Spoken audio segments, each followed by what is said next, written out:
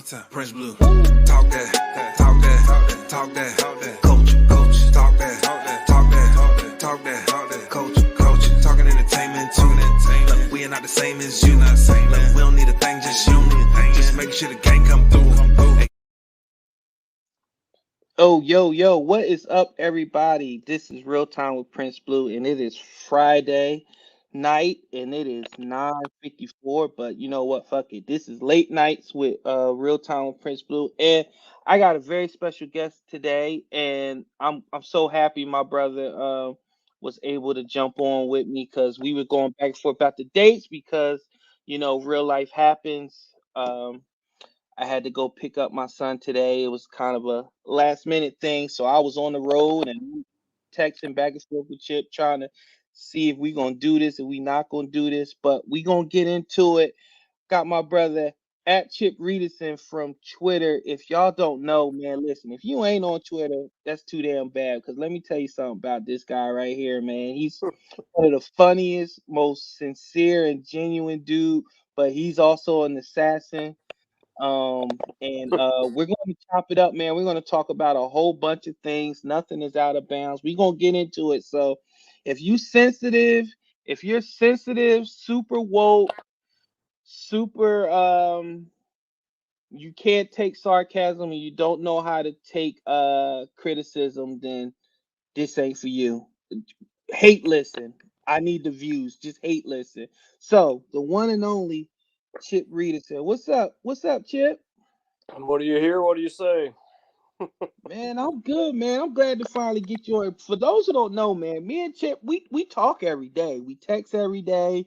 We go back and forth every day. But I think this is probably your second time actually on the show with me, which is crazy. But Yeah. for people don't know, man, you go to a lot of games. You like baseball games, hockey games, football games, basketball games.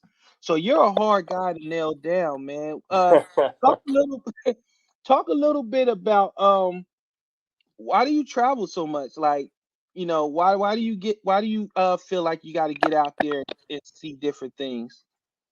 Well, first of all, I hate where I live. I'm in Central California, which for people that don't know, and it seems like a lot of people just think California is just one big beach, and it's no. I mean, it's a couple 100 miles wide, and I'm kind of like right in the middle of it. I'm 100 miles from any beach. I'm here for my job, but I mean, here it gets over 100 in the summer. It gets cold in the winter.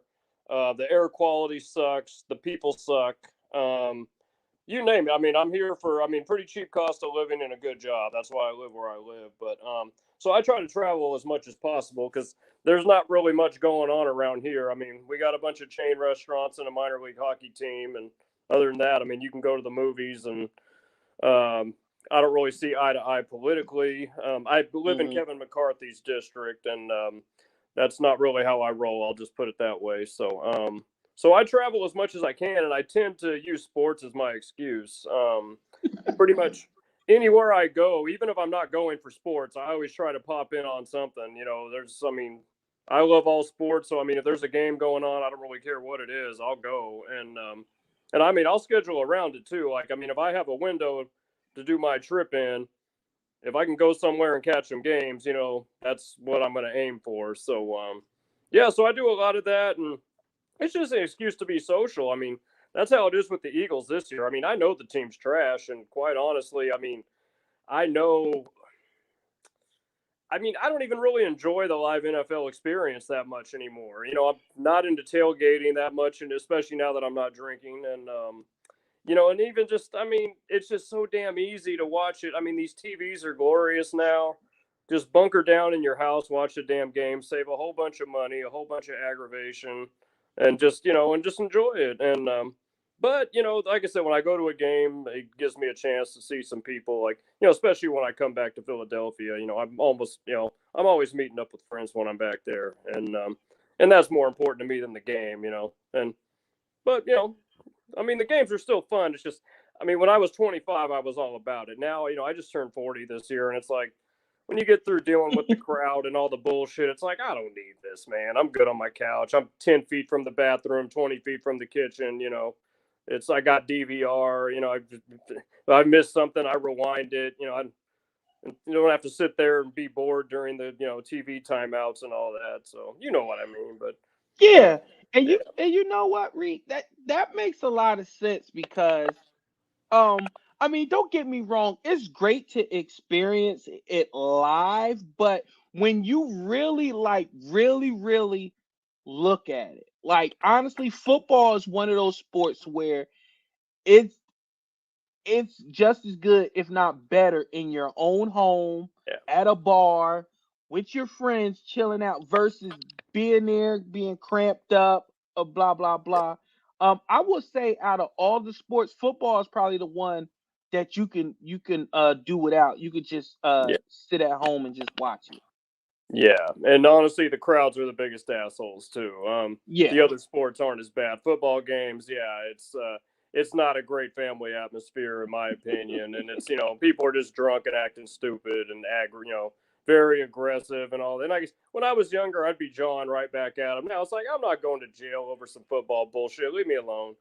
So Right, right, and you absolutely right because as you just see, I'm here in Charlotte, North Carolina, and I went to the Panthers versus Eagles game with my brother.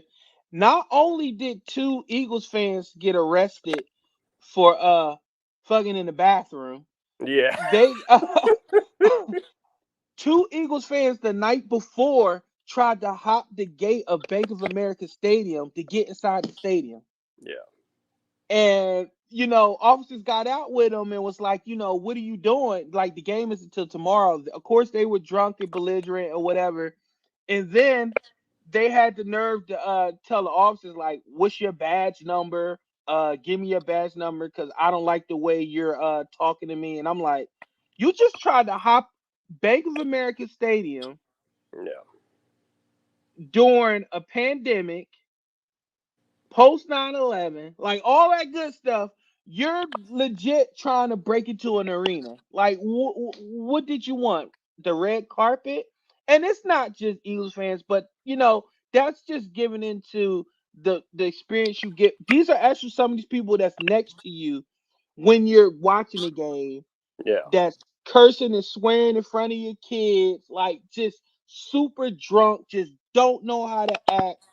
And me being as short tempered as I am, especially if I got my lady with me or hmm, something like that, or I may have you or my brother with me or something like that, and they getting with him, you know, I'm gonna want to choke whoever that is out. yeah, So sometimes it is better to just be in your house and just chill out. But what I want to get to you about, since we're talking about the Eagles, uh, um, of course we knew Eagles fans, this how it always is.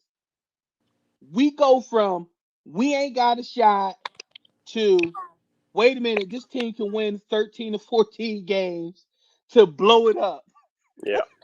So, where was you at the beginning of the year, and where are you at now with the Philadelphia Eagles? I was pretty stuck on 7-10.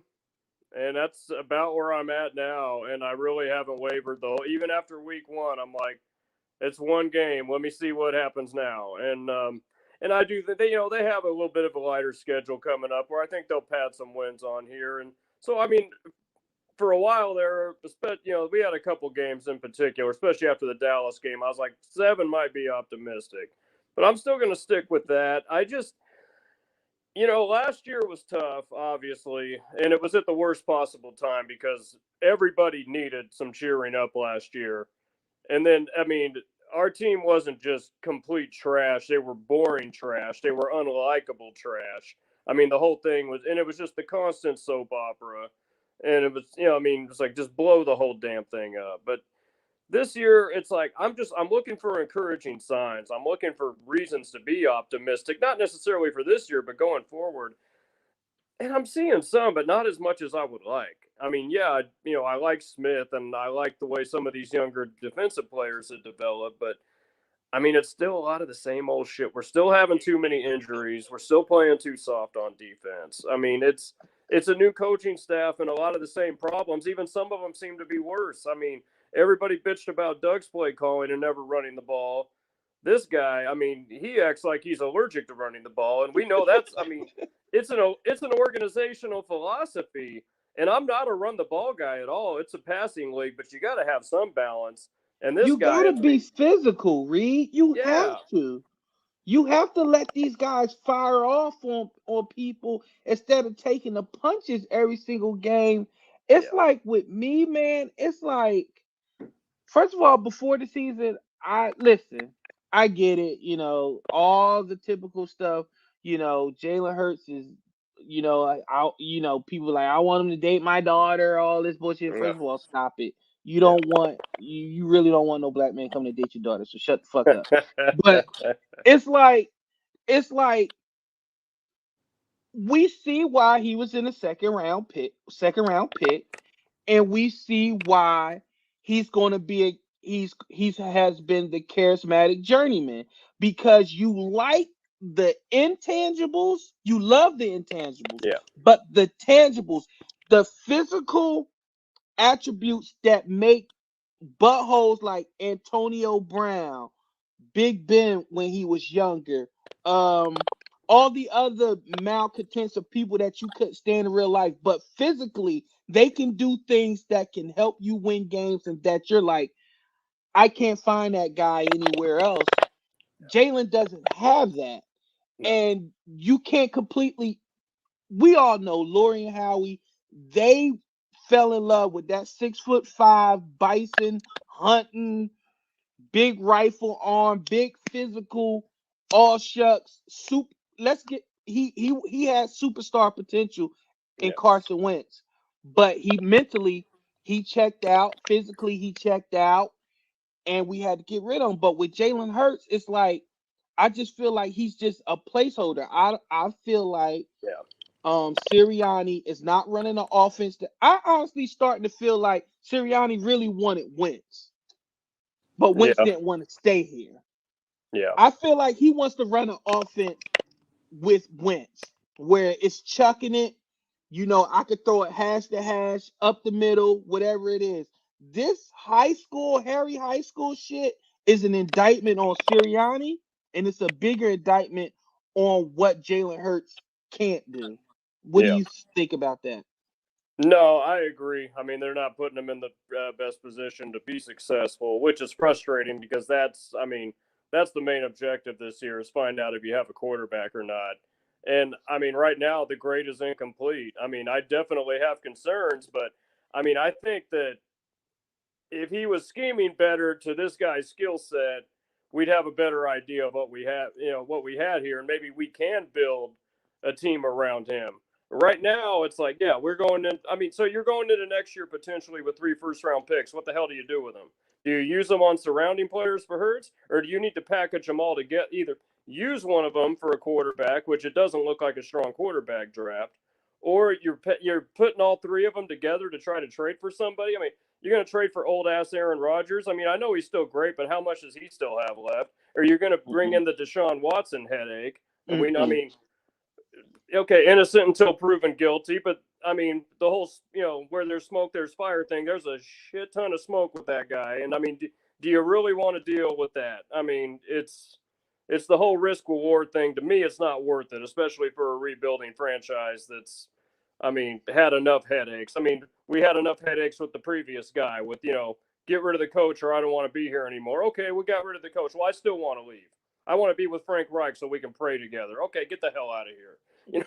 But yeah, and I have an ordained minister saying that, by the way. But Listen, we gonna get into that too. But Reed, you know what? I can't fault anything that you're saying, or I can't find any lies with anything you're saying, because my issue with this, and I really think this is what's going to happen. We've seen it time and time again. When a new coach comes in, they want their guy, unless it is a Green Bay situation where you're the coach of Aaron Rodgers who's already here, or you're yeah, Mike Tomlin, you're the coach of Big Ben who's already here. yeah, But that's why I feel like this is what's going to happen.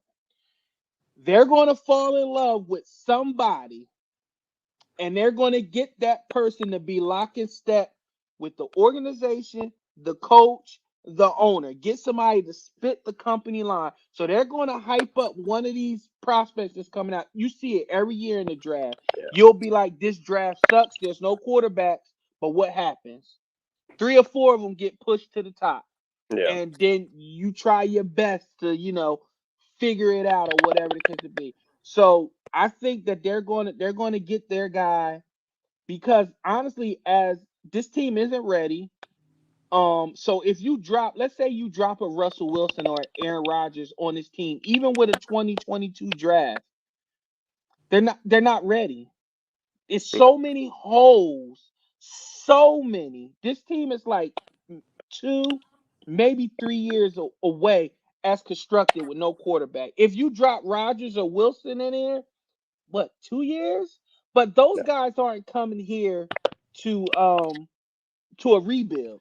They're going to ready-made teams that can do something in the next 2 to 3 years. They're not going to come to Philadelphia. So they're definitely going to fall in love with one of these prospects. And we're just in for it, man. We're just in Yeah. for it. Tell me, let's talk about Sirianni. What's your ultimate take on, not ultimate take, but so far, what's your overall take on Sirianni? I'm sad to say because I wish him nothing but the best, and I'm trying to be patient as with the guy. And no matter how we finish this year, I wouldn't fire him. I think you got to give him at least a couple of years. But thoroughly unimpressed so far. He seems like he's so overwhelmed and in over his head. I mean, your head coach. I mean, that's like a CEO role on the field. And you're running everything. Now, whether you do, I don't have a problem with the head coach calling the plays. That's never been an issue with me. I know everybody was always trying to get Doug to give it up or Andy to. Anytime the offense sucked under Andy Reid, it's he needs to Give it up. up, give it up, give it up. Yeah, and I don't have a problem with that. But our fan base this offseason, at least the ones on social media, they loved all these cherry pick clips on the Eagles site. It was Sirianni patting guys on the butt and running wide receiver drills and doing that's high school shit. That's not what an NFL coach should be doing. He should be delegating that to his position coaches. He's supposed to be running the whole show. I don't want the hands-on BS. Like I said, that's corny. That's lame. That means he's not paying attention to something else. You still with me? Yeah, I'm here. Okay. I'm here. But, I just had to get up, close the door. gotcha. But Okay. yeah, and I get it. I know people are like, oh my God, if he doesn't ingratiate himself, you complain. If he does ingratiate himself, no, it's not that. It's not organic. No. It's not like all Doc shirts, beat Dallas, all that. Come on, man. It's fake. Yeah, like we don't need that. We don't need that because ultimately it's going to become annoying. The markers and shit here now. I hate the way you breathe. I hate the way you blink because you're not winning. Like Andy wasn't charismatic in press conferences, but he won. Doug, we love Crusher. Crusher wasn't the best. Like I like Doug when he was ornery, like when he was like when he was slap Jeff McClain and them around. Yeah. I like Doug like that, but Doug wasn't a great orator. He didn't, he was hokey with the ice cream and stuff like that, but he won, and those players loved him. And guess what? You never heard. You never heard players talking bad about Doug. You never heard leaks about, players don't like Doug. You heard about players not being. Players was more open to criticize Wentz than they was the coach. Yeah. And that showed you something. And I just don't see it with Sirianni. He just looks like he doesn't belong on a sideline. No, he looks so off. And I want to get to Gannon real quick. Gannon, what head coach in waiting? Like I'm sick of hearing he doesn't have the horses, this, that. Well, your job as a coach, if you don't have it, you still have to find a way to make let these guys see. So you tell me the best way for these guys to succeed is playing off coverage, hoping that teams go on a 15 play drive and make a mistake. Is that what you're telling me as an NFL head coach? Yeah. I don't know, Chip. What do you think? Yeah, I never got it. It's just, I mean, from the minute he was brought in, I mean, it seemed like there was some demand from some other teams for him. And I can't recall if it was for defensive coordinator jobs or just for, secondary coach or what. But I mean, but it did seem that he was an in demand guy this offseason. We had competition for him. And I think that alone got people hyped on him. Like, oh, other teams want him. He must be good. Or, such and such. It's like people get too caught up in coaches paying compliments to one another. A lot of times they have the same agent. A lot of times they're close personal friends. I mean, it's the good old It's boy a network. fraternity. It's a fraternity. Exactly. You're not going to talk bad about your fraternity. No. So I'm like just like, somebody. Go ahead, Chip. I'm sorry. oh, I mean, there was just all this preseason hype about him, and I'm like, he was Indianapolis's secondary coach. I mean, I'm like, what the hell? I mean, let's face it, nobody knew about him. They were just going off of what they read. They didn't know a damn thing, but they just decided. I mean, I saw after week 1, I mean, just people, it just sucks to have a great defensive coordinator. We're going to lose him after 1 year because he's going to get him a head coaching job. And I'm, shut the hell up, And it's just, this was my big worry this year because I saw it in 2016. And this year, it only took 1 game for it to happen. In 2016, it took 3. Mediocre team gets off to a great start, gets everybody hyped, and then when things come back to earth and reality sets in, our fan base wants to fire everybody in the first year because, they started out so great. What happened? The anomaly was at the beginning of the season. They were playing over their heads. Now they're playing to their talent level. You're seeing what they really are. So, but, like I said, we go from week to week, and, I mean, I love our fan base. They drive me crazy, but I mean, you got to love the passion of it. And here again, I'm older. 10, 15 years ago, I might have been right there with them, just, I mean, fluctuating from week to week on this. Now I'm a little more level-headed about it. You get older, you get jaded, the world beats you down a little bit. And you have a lot of other things going on in your life to where you don't obsess about it as much as you used to. I mean, neither one of us are, getting up in the wee hours of the morning to watch the pregame shows and crap like that anymore. Nope. Yeah. Nope. Nope. So, I didn't even wear a jersey for the game yesterday. Yeah.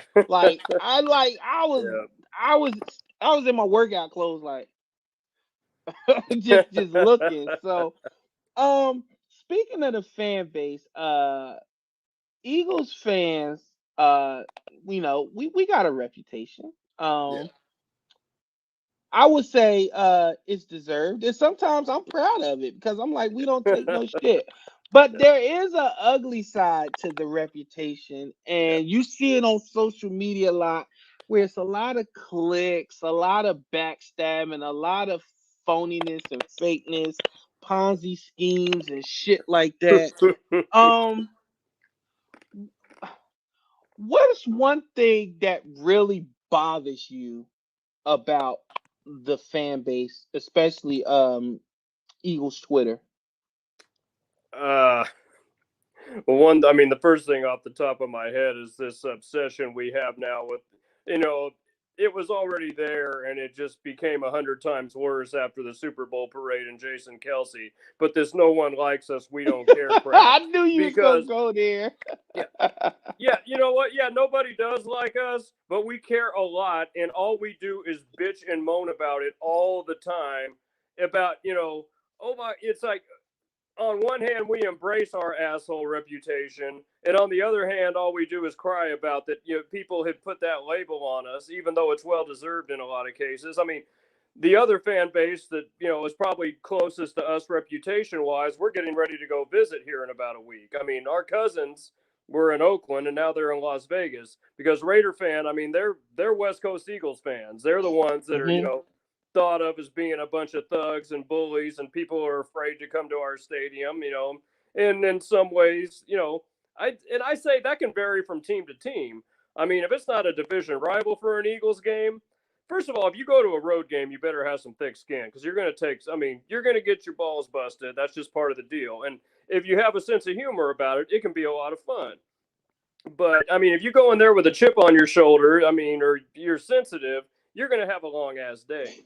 But, I mean, yeah, if you're a division rival, you're going to get it 10 times worse. Like, I don't expect, I don't think Eagles fans are going to have much of a problem with Raider fans. Honestly, there's a mutual respect, I think, between the two fan bases because we both know we have the same rep. And But, for the Raiders, I mean, if you're a Chiefs, a Broncos, or a 49ers fan, especially when they were in Oakland, because Oakland and San Francisco are oil and water. So, I mean, yeah, Niner fans, because, I mean, I've been to Raiders games in Oakland where it's like the Niners aren't even playing, but you get a few smart asses wear their Niners shit, and they have the longest day in the building. I mean, Mr. Jerry Rice jersey is getting harassed from the minute he steps on the premises. So it's just, it varies from team to team, and it's like anywhere else you go in the world. I mean, there's good people, there's bad people, and the majority of them fall somewhere in between. And it's, most people are there just to have fun and have a good time. But, you get assholes and liquor together and look out. But no, the Eagles, though, like I said, it just cracks me up because I'm like, make up your damn minds. Do you want to embrace this? I mean, it's you got the Flyers shirt on right now. We've been, living off the freaking Broad Street bully reputation since the mid 70s, and we can't let it go. And I mean, and like I said, and Eagles fans like to embrace, the 700 level, and you come into the link, look out, blah blah, that freaking stoner yelling in that lady Karen's face, go Birds, and all this crap. And it's that ended up being a butthole. But go ahead. Yeah, exactly. I mean, dude's a douchebag, but for a while he had just 15 minutes of fame where he was a hero, and I mean, but it's like, so yeah. I mean, I just roll my eyes every time I see it now because it's like, yeah, we don't care my ass. We care a lot, It's, I mean, we're so damn delicate about everything, everybody's always picking on us. So it's like when you talk about the whole bully persona we supposedly have, it seems like all we do is cry now that we're being bullied and picked on because no, we're wonderful people. No, we're not. And you know what? That's crazy because I was 99% sure I was going to be going to the Vegas game. Yeah. But I ended up having a Sophie's Choice with the wife because it's going to be our anniversary. So the way our childcare worked out, it just wouldn't have made sense. It would have been a super quick turnaround, and we wouldn't have got any bang for our buck. And it's our anniversary. I want my anniversary to be special. I mean, I love the Birds, but I love my wife more. So so we ended up deciding that we're not going to do that. So we're going to probably I think we're going to Miami next week. Oh, so okay. I mean, Miami, Vegas, all right, Oh, you're a lot closer, yeah. But yeah, so we're going to do that, but I would have loved to see Raiders fans and Eagles fans together, just for that dynamic. But for the most part, I think we're kindred spirits because we, they got the black hole, we got the 700 level, and old school black hole, old school 700 level. They really embrace it. It's these new Sperry wearing hoodies under jerseys, New Philadelphia that super lives, that everything is canceled, everything is offensive. Don't do this, don't say that. No one likes us, we don't care, but I really do care because you're hurting my feelings, you're hurting my brand, blah blah blah blah blah. It's just the one thing I found interesting about Eagles Twitter is everything's okay until it's either about you or about somebody that you like, and then you're doing mental gymnastics trying to take up for them and doing stuff like that. And sometimes people are just wrong. Like I can be wrong, and if my friend tells me I'm wrong, I'm wrong. But some people, they go through like they'll have a take about a certain player, and if that player doesn't pan out, they either deactivate their Twitter or they die on the hill. And I'm like, it's okay. We're not sports analysts. We're not paid for this. It's okay to be wrong. I say this all the time. I said Marcus Smith was a 12 sack a year guy. Now I'm going to find out those are ball sacks. But he's no longer here, and I messed up, and I own that. That's what makes it fun. That's what gives people credibility when they can be like, yeah, that tape was trash. Yeah. Y'all, I jacked up.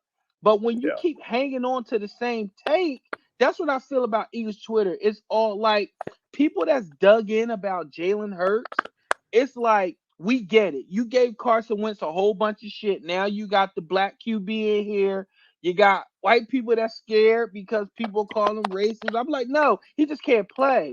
Philadelphia has we're known for the black quarterbacks. That's when we're at our most dominant when we have black quarterbacks. Yep. So it's not that. It's just that he doesn't. He's not. He's not it.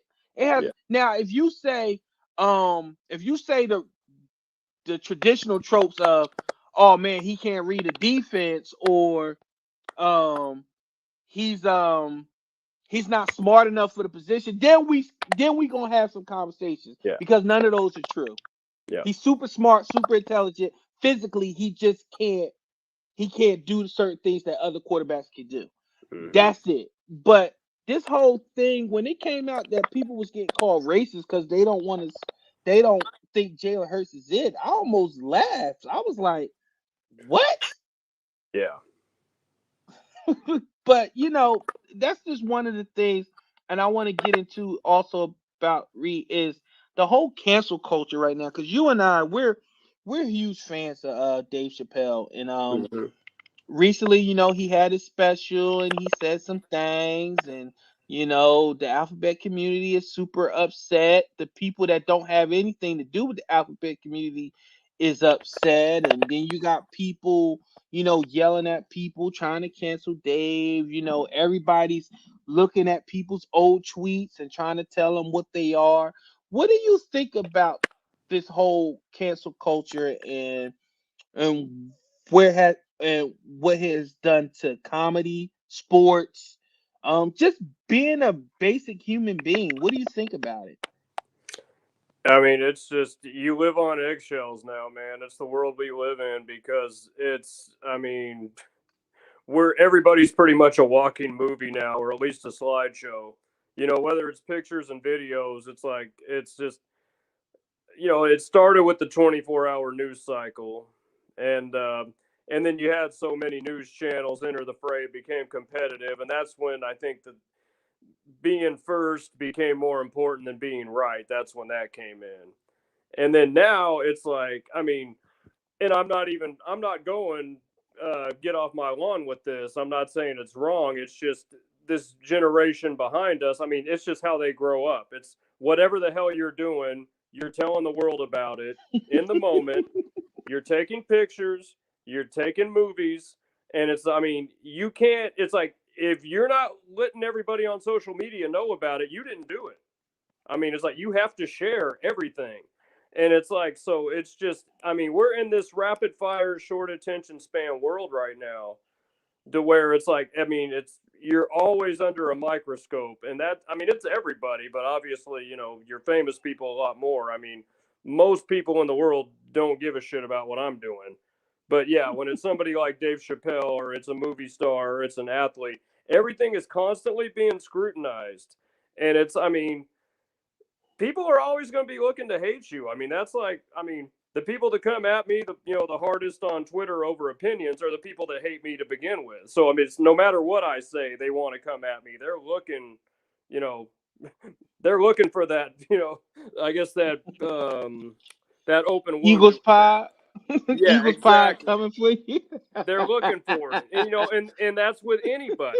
And like I said, that's just, I'm just some freaking nobody on social media. Who the hell cares about me? But if you're, somebody that's constantly in the spotlight, and it could just be jealousy. You could be a great person, and sometimes that alone makes people dislike you. Not that I think Tim Tebow's full of shit and insincere. I don't think he's a terrible guy, but I think he plays up his little Mr. Perfect. I think he's full of it. I think Yeah. he's had sex a long time ago. That's for listen, sure. I don't care. Yes. I don't care. Yeah. I don't care. I read a lot of blind items, and listen. Yeah. I don't. Yeah. But it's just. But that alone, even just that whole kind of, if you go out and do everything right, that's going to annoy people. And it's almost like it becomes a challenge. They want to expose you. You know, it's like they want to be the person Correct. to take your ass down and be like, you see, he's full of shit. You know, that's, see, he's human. He likes sex. Yeah. He's watching Okay. porn just like the rest of us. Ha ha ha ha. It's like, man. But yeah, so yeah, it's so frustrating because, you know, and it's like you have to, even as an evaluator, as somebody that's, you know, trying to be fair, I mean, just coming out and saying, hey, let's give somebody a chance until we get some more facts, that can get the That's mob wrong. turned on you. You're taking up for them. You Yeah. don't care. Do you give black people that same courtesy? Like, it's like, wait a minute. Yeah. Where did you get? Let's hear it. Let's see what happens first. Where did you come with all this? Yeah. And it's so weird because me being a black man, me being prior military and prior police, it's kind of weird because a lot of the tropes that white people hold dear and they use, I've done and I do it. So it's like it paints them in a box. So it's like they'll be like, well, you know, have you went to school? Do you know what it's like? Yeah, I got a master's and I'm about to start my doctorate. What's next? Well, you don't know what police go through. Yeah, I'm retired police. I know all about it. Well, have you ever served? I sure did. Yes, I did. I'm actually retired from that too. Well, you don't know what it's like to be black. Well, hello. Well, you should be offended.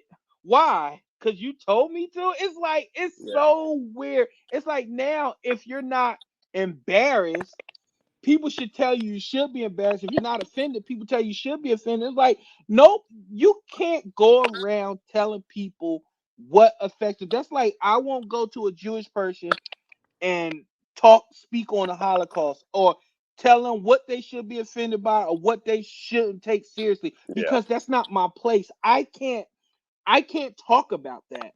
No. And it's like when people try to tell me about slavery and stuff like that and why I should be upset that such did this. I'm like, no, like, you can't tell me that. And I'm seeing, Reed, and you know, we had this conversation all the time. It's the same type of person. It's that super woke person that ends up getting exposed in DMs and stuff like that. That's saying some of the most foul and vile stuff that they telling everybody not to do. It's crazy out here. It is. And then, go ahead. I'm sorry. Yeah, I mean, that's why I just, you know, people really got to drop this projecting and this, you know, I mean, all the creating personas for themselves and this, I mean, just this insincerity, fake bullshit. I mean, you know, it's like, just be yourself. I mean, because, I mean, for better or worse, it's nobody can call bullshit on you. I mean, if you put yourself out there, which is, hey, this is me, take it or leave it, you have nothing to apologize for. I mean, because people can evaluate you honestly. Hey, this is the kind of person I F with or I don't F with. And I mean, and that's cool. And I mean, and I think people overall, I mean, you know, hey, we all screw up. I mean, and, you know, we're not always the best judges of character, but I think overall, most people have a pretty good, you know, at least a pretty decent bullshit radar. To where it's, I mean, they can kind of tell, you know, who's sincere, who's real, and who isn't. So it's like, yeah, just, you know, like I said, be yourself, be comfortable in your own skin, and let other people make an honest decision. And then that way you're going to be surrounded by people that are best for you. I mean, it's a mutually good thing. I mean, it's, yeah, you don't want to make a bunch of friends by being a fake motherfucker, because, I mean, what's the point of that? Because, I mean, then are they really real friends? Because they're not your friend. They're friends with the person they think you are because you've been bullshitting, because you've been acting. So bingo. And that's how I feel about when it comes to like social media and stuff like that. Like, I know the Chip Reederson on Twitter is the Chip Reederson I text. I know the Big T Will on Twitter is the Big T Will I text. The Karate Marks, the main events, the people the Joes, the people that I know personally. That's why whenever I deactivate or I go away, I don't make an announcement, because I know the people that need to know, they will reach out. Hey, Blue, what's going on? You good? Blah, blah, blah. And the other people that just because you follow somebody and somebody follows you doesn't mean they're your friend or they're your associate or that they give a shit about you. Like you see it now, like with a little bit of the Lane Johnson stuff. Oh, I wonder what's going on with Lane. It- I mean, do you care because he's not at right tackle, or do you care about Lane Johnson, the person? Yeah. And sometimes you have to question that because people, a lot of people do only care about what you can do for them. Like, think about it. Deshaun Watson, people still want him because of what he can do. But if he couldn't do football, he would be Deshaun Watson the dirtbag. Yeah. Deshaun Watson the thug, Deshaun Watson the predator, Deshaun Watson the sociopath. That's what it will be. And it's so funny that I see so many white people willing to accept that type of behavior because he could throw a fucking football. Yeah. But the same people, if he wasn't a football player, would be calling him all types of N words, all types of disgusting and vile crap. It's just so weird. So that's why when people try to that's why I look at people with a side eye because people always are creating personas. How many people we've seen get burned on Twitter? You meet them in real life and you're like,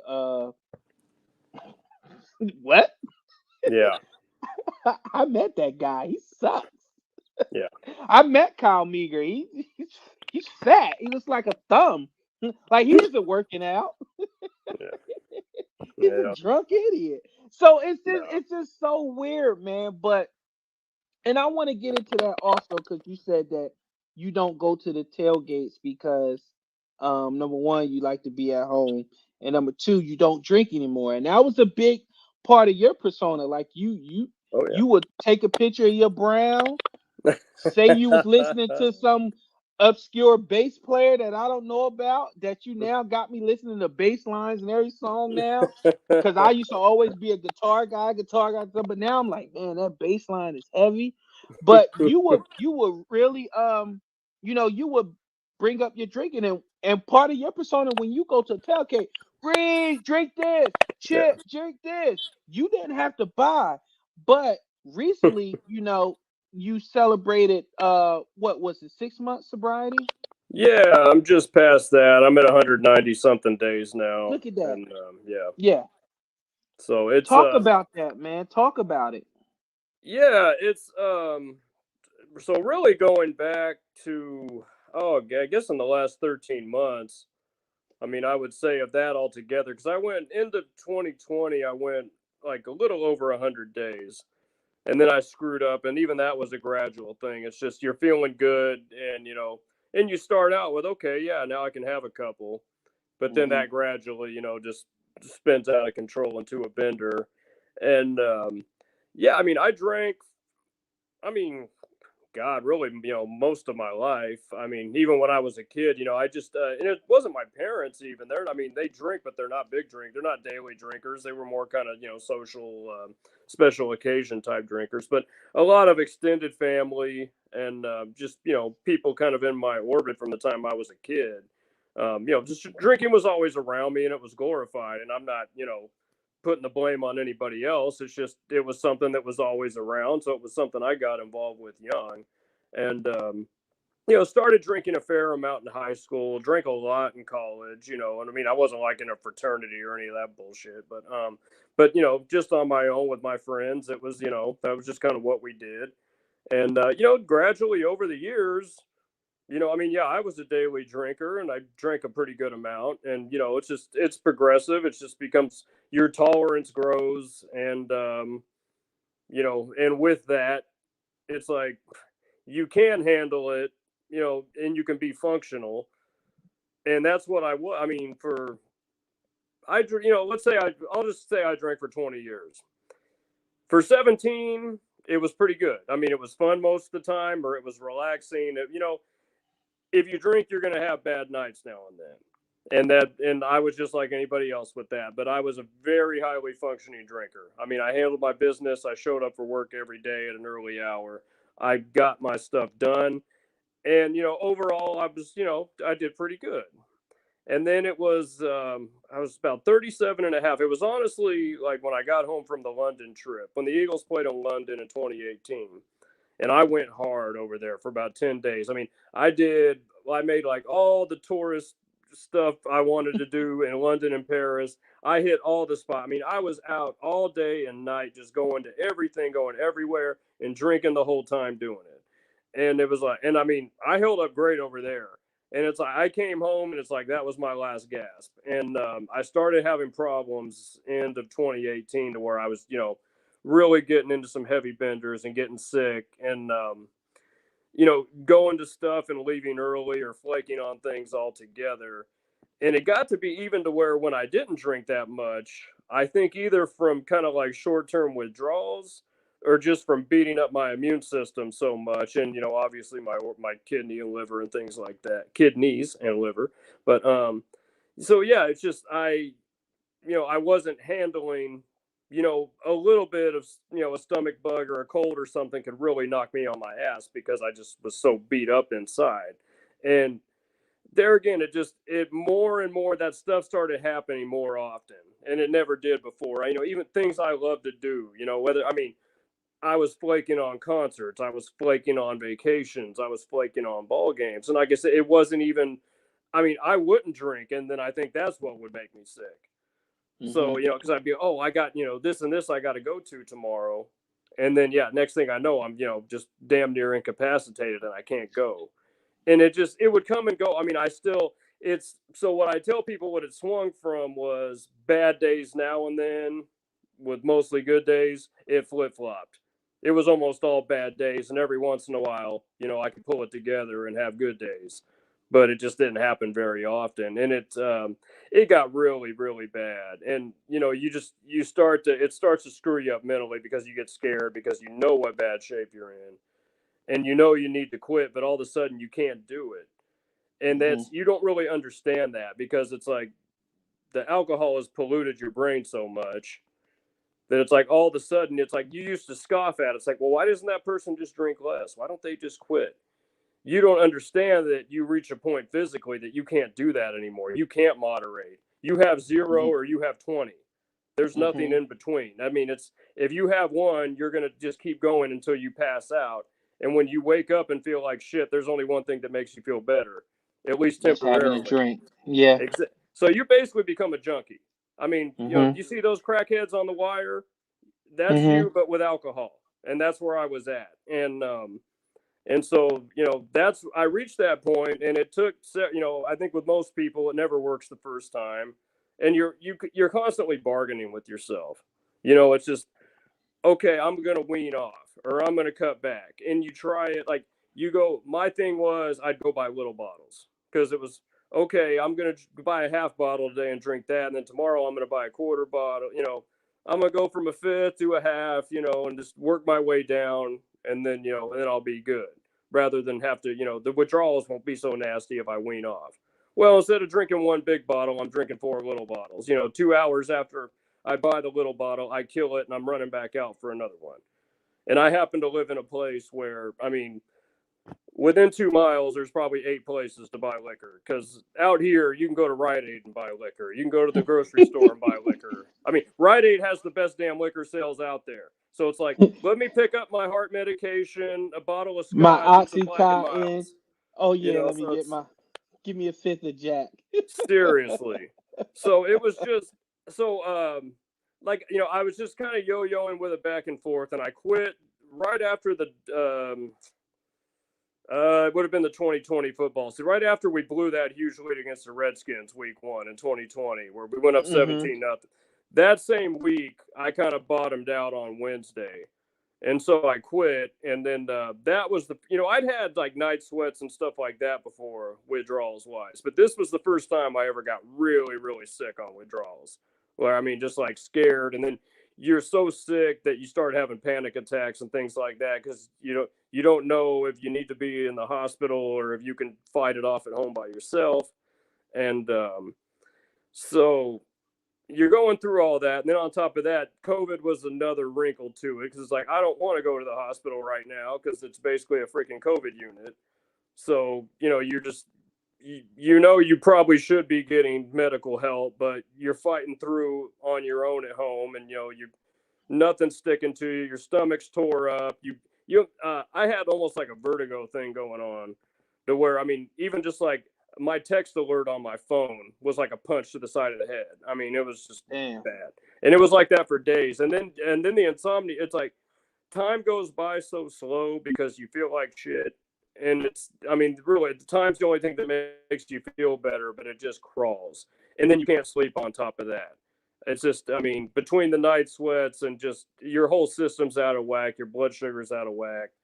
And I'm not a big sleeper to begin with. I mean, people that know me like through Twitter, I can be logged in at any hour because I'm like a freaking sleep camel. It's like, I just 6 hours is a lot of sleep for me. I usually get about 4. I mean, that's just what I do, and I function pretty well on it. But that's just me. But so yeah, it's bad. So I've made it through the end of the year, and it's like I hit 100 days, and it's almost like something mentally. It's like it was almost like, okay, you made it, you're good now.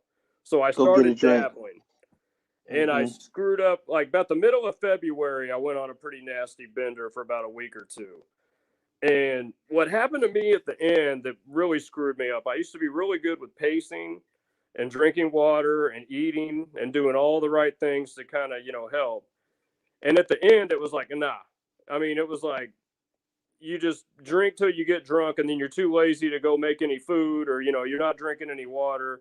So, I mean, I would go like, I'd go on a 2-week bender where, I mean, I'm just drinking a buttload of whiskey all day long, maybe have like one piece of bread to eat. And next thing I know, I dropped like 20 pounds in 2 weeks.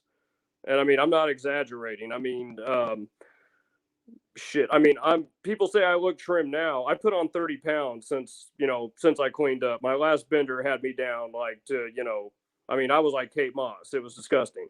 But so yeah, which sorry, Kate Moss, but it doesn't look good on a dude. Okay. But so yeah, it's just, and then even so, I had one relapse in February. I cleaned up for about a month, and then I had another one, and yeah, it was about another 2-week one, and Easter Sunday was when that one wrapped up, and there.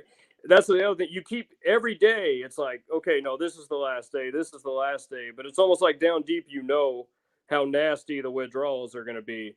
So it's like, you know what? Let me just wait till tomorrow because I feel so terrible right now, and the drink's going to make me feel better. So let me try again tomorrow. And it's just so you keep kicking that can down the road. And so I finally, I quit. Well, like Easter Sunday, like kind of, I had my last one in the middle of the night, and I swear to God, it was so bad that, I mean, I had empty bottles all over the house. And I mean, I was going around picking them up, tilting them, and like hitting the bottom, see if I could get that last drop out of there because it was too late. All the liquor stores were closed, but I was just jonesing for it. And I'm like, let me get every damn last drop I can get out of these damn bottles. And then, yeah, I was like, it's pathetic. You're rock bottom. You feel like shit about yourself. And, but it's I'm not, hey, I'm not looking for anybody to feel sorry for me. These are the choices I made, and, it got away from me. I mean, like I said, it was okay for a long time. And then, not feel sorry for you, man. Feel empowered that you kept going down, and you kept going, man. And now you're sitting here at 160 days, man. That's awesome, man. And like I tell you every day, every time I talk to you, when you give me your milestones, I'm like, man, I'm so proud of you because we've had those conversations, unlike everybody else, like you and I, we we got love for each other, and I don't have to talk to you through Twitter and broadcast what you and I talk about through Twitter. So we talk a lot offline, and man, I just know how hard you fought, man, and I'm so proud of you. I'm so happy for you, man. That's why, man. Listen, Drunk Readerson was fun. But I'm not gonna be selfish. I think I love sober Readerson more. I think I love more clarity Readerson more. I love Readerson that's able to not flake out, because I know nobody loves music more than you, and I know if you flaking out on concerts, it's really bad. You sent me a bunch of pictures with the Stones, like I know if you're flaking out on engagements, I know for a fact that you're in a bad place, and I'm so happy that you're out of there, and I'm just proud of you, man. I have nothing else to say about that, but just how proud of I am to you. Thanks, Just man. keep going, and I'm always here for you. And if you need anything, I'm here, man. Even if it's a talk, man. But I will say this Thank to you. get you out of here, because I know you got some things to do.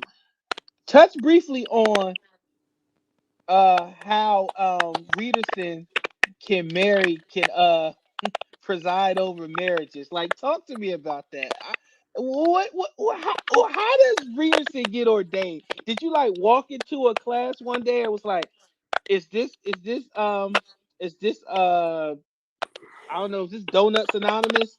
No, this is a class for become an ordained minister.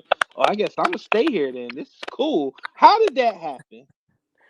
Um, it's ridiculous. It's just honestly, I just I think we all have a tendency to take things too damn seriously a lot of the time. I mean, there's a lot of serious business out in the world where I think when you have an opportunity to poke fun at something, and I my whole line when I did it was any asshole can become a minister, and I'm gonna prove it because who's a bigger asshole than me?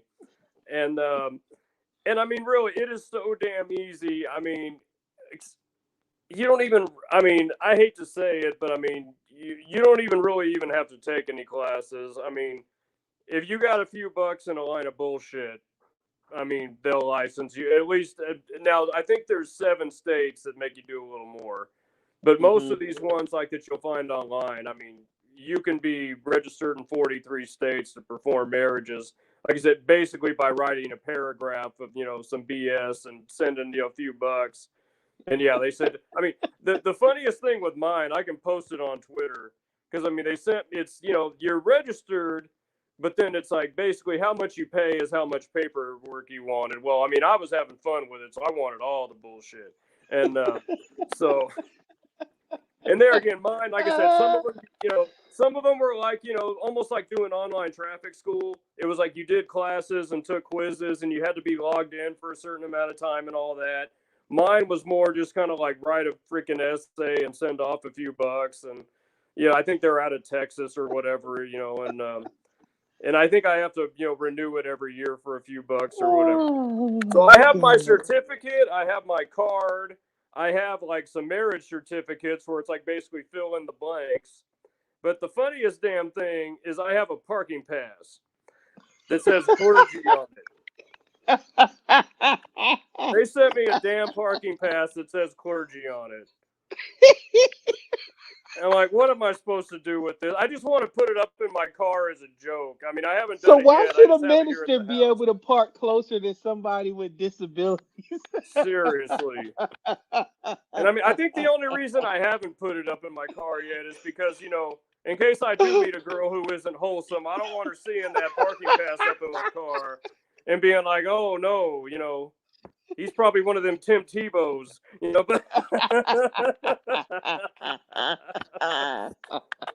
but and I have to admit, I do like to be able to go third person and call myself the Reverend. So, I mean, if anything's come out of this, I do enjoy being the Reverend. I'm not going to lie. So, the only thing that would be better, I'd like to be a deacon too, just so I can be like Sherman Helmsley and Amen, Deacon Fry. Reverend Deacon Yeah. Fry. Reverend Deacon Fry. God, oh man. Rest in peace, Sherman Hemsley, man. That's right. He had 2 GOAT shows, man. How many people can say that, man? Seriously. Oh man. But Reed, man, thank you for spending time with me, man. I appreciate this, bro. This has been fantastic, man. And I just wish you nothing but the best and continued success, which I know you're gonna have, man, because Thank you, man. you're genuine. And normally genuine people, good or bad, live their best lives because they don't have to worry about saying this you. I got you. Like I Yeah. said that already.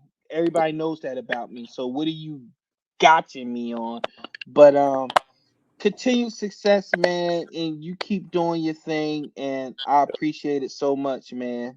Right, man. Back Any at you. anything you wanna end with? Yeah. You know, the main reason, I mean, there again, I'm kind of older, and when I say I don't give a, it's, it's not trying to act hard. It's just, you just reach a certain point in your life to where it's just kind of, having a case of the efforts, and you have that life experience. And then, especially with what I've been through lately, it's like, there's not a lot that phases me right now. And, for whatever reason, I've got a pretty good following on Twitter. I don't really know why. But I realize I have that platform, and I have had quite a few people reach out through direct messages and things to where, because, and it's part of the whole appeal of AA meetings is, you may not want to talk to friends and family about it. You may not be comfortable. And I mean, because I mean, that's the whole thing with it being anonymous is, I mean, because these are things that can affect you legally, they can affect your job. Um, so yeah, it's just sometimes it's better to reach out to a stranger. And me, I'm like flattered and overwhelmed that I have had so many people reach out to, they think they have a problem, or they think, you know, one is developing or whatever, and they just need someone to talk to. And it's, I'm not professional help, but if nothing else, I'm always happy to share my experience and, what's worked for me, what hasn't worked for me, while reminding people that everyone is different, and what works for me may not work for you. But these are just things to try. But I mean, there's books I can suggest, through AA and otherwise, that they can look into. I mean, even if I can just steer people in the right direction, it's like, maybe I can't help you much, but if nothing else, I can listen, and maybe I can, give you some ideas to at least get you on that road to get you where you want to be. Because, like, I mean, me personally, I started out in BetterHelp. That was my foot in the door with therapy. But I will warn people, they do a little financial aid, but they don't. You can do telehealth, usually, with therapists, but some of these online ones like BetterHelp, and then whichever one Michael Phelps endorses, I don't think most insurance companies work with them, so it's a little bit expensive. But at least it was somebody to get me started, because I wasn't ready to go into an office, and during COVID, that wasn't the easiest thing to do anyway. So that was just sort of general counseling for me, just a stranger to talk to and kind of give me some pointers. But so that was my foot in the door, and now I see somebody in person.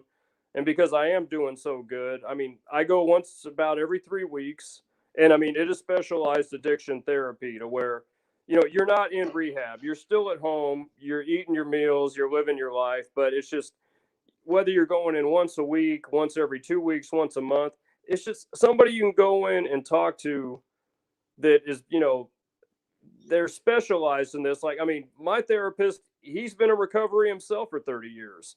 And so it's, I mean, he just helps keep me on track and helps explain to me some of the things, some of the changes you go through, both mentally and physically, when you clean up. He's able to explain those to me and like what's happening to me. It's like, I'm that person, I think too damn much. I'm very introspective and all that. So it's like, I have that need to understand, and that helps me to relax and deal with things better. So I mean, what I'm trying to tell people is, the help is out there, and if I can be the first step, if I can be that bridge, please reach out. And I think I have my settings to where you probably have to follow me first. You can unfollow me if you get tired of reading my filth, but if you want to send me a message, you might have to follow me at least for a minute. But but it's, and insurance, like, the insurance companies are so much better now at covering things like this, because mental health wasn't as well taken care of before as it used to be. It used to be a lot more stigmatized, just especially in men, but I mean with everybody really. And then also, yeah, with the insurance companies, yeah, they didn't look at it as that big a deal. And I mean, now there's better understanding to where, I mean, I have a $15 copay. I mean, that's what I freaking pay for my, for my appointments. And it's really helped me a lot, because I mean, we all think we can do it alone, and maybe you can, but it's a lot easier with help. It's the support system you have around you, your friends, your family, and then go out and and look for that something extra. I mean, just go to a meet at that's another thing. The meetings, if you don't feel like going down to an AA meeting, they're on Zoom now. All you got to do is log in, and if you don't want to talk, don't talk. But it's just listening to other people share their experiences. You just don't feel so damn alone, because you get so down on yourself when you go through it. It's like, I mean, you get into that self-loathing thing, and then when you hear other people talk about it, it's like a lot of people are going through the same shit, and that's, it's comforting. It's like it sucks that all of us are here in this boat together, but at least it's I We're guess you going get a through little it strength from together. that. Yeah, it's strength in numbers. Yeah. And man, I'm glad that you are using your platform and people are reaching out to you. Yeah. They would be smart. They would not be smart not to reach out to you because you've been there, done that, and you know how to relate to people, man. And I appreciate that. And make sure y'all check him out at Chip Reederson on Twitter, me at Real Prince Blue on Twitter, TikTok, all those other things, man. And thank you everybody for joining us. This has been a fantastic episode, and I can't thank my brother Chip enough because it's hard to lock him down. So I appreciate him coming in. And everybody be good, be safe, respect each other until respect needs to be earned again. We're out of here. Make sure y'all like, subscribe, share this. Have fun, y'all. We're gone. Peace. Keep. Yeah. Look, say it with me.